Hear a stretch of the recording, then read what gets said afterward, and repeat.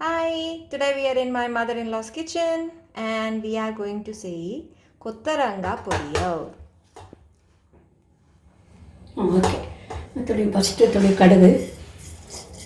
கடுகு பாதி மிளகாப்பழம் உளுத்தம்பருப்பு ரெண்டு கடலைப்பருப்பு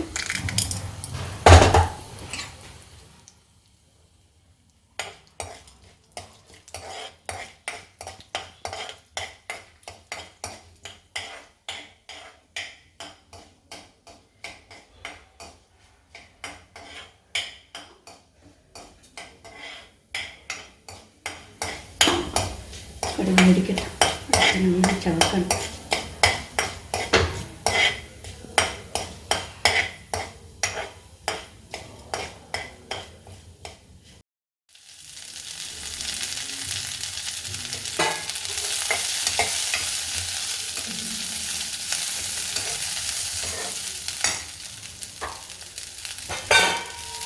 கொஞ்சம் மஞ்சப்பொடி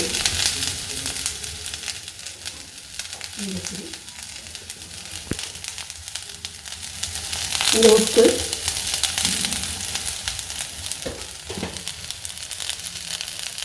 கொஞ்சம் ஜனம்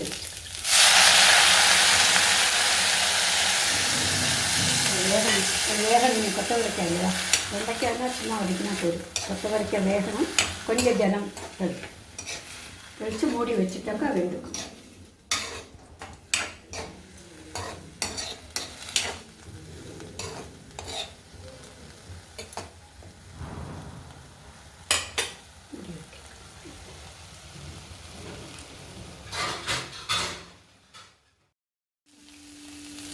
போட்டுட்டு என்னம்மா போட்டேன்? தேங்காய் கொஞ்சம் போட்டேன் அவ்வளோதான் கொத்தவரைக்காய் தவிர சரி